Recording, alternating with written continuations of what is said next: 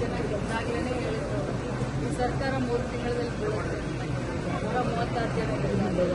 So ಹಾಗೆ ಒಂದೊಂದೇ ಮಾತಾಡ್ಕೊಂಡು ಹೋಗ್ತಾರೆ, ಮಾಡೋಕ್ಕೆ ಕೆಲಸ ಇಲ್ಲ. ಬಟ್ ಬದಲಾವಣೆ ಆಗಲಿ ಮತ್ತೊಂದೇ ಆಗಲಿ ಏನೇ ಇದ್ರೂ ಕೂಡ ನಮ್ಮ ಪಕ್ಷದ ಹೈಕಮಾಂಡ್ ಅಂತ.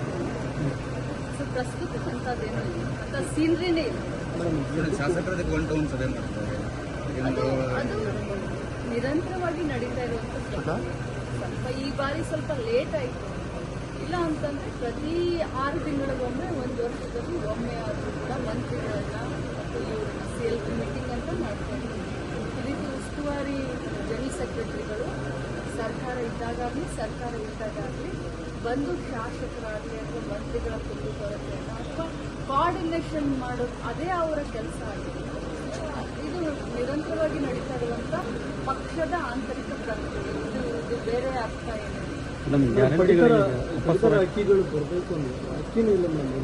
ಅಂದ್ರೆ ಇನ್ನೂ ಕೂಡ ಹಣ ಕೊಟ್ಟಿಲ್ಲ ಸರ್ಕಾರದ ಬಗ್ಗೆ ಹೇಳ್ತಾ ಇಲ್ಲ. ನಾನು ಹೊರಗಡೆ ನನ್ನ ಮನೆ ಆಹಾರ ಸಚಿವ ಅಂತ ಮಾತಾಡಿ ತಿಳ್ಕೊಂಡು ಇದಕ್ಕೆ ರಿಯಾಕ್ಟ್ ಹೋಗ್ತಾರೆ.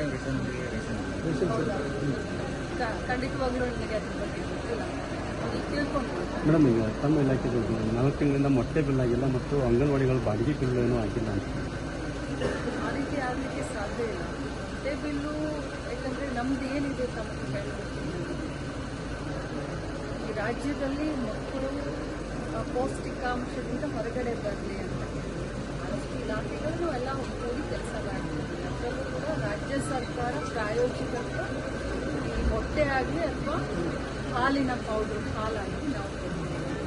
4 ತಿಂಗಳಿಂದ ಬಿಲ್ ಆಗಿಲ್ಲ ಅಂತ ಹೇಳಿ ಖಂಡಿತವಾಗ್ಲೂ ನನಗೆ ಅನಿಸೋದಿಲ್ಲ. ಏನಾದರೂ ಒಂದು ತಿಂಗಳಿಗೆ ಏನಾದರೂ ಉಳಿದಿರ್ಬೋದು. ಆ ರೀತಿ ಏನಾದರೂ ಕೂಡಲೇ ಕ್ರಮ ದುಡ್ಡನ್ನು ಬಿಡುಗಡೆ. ಕಾರ್ಮಿಕ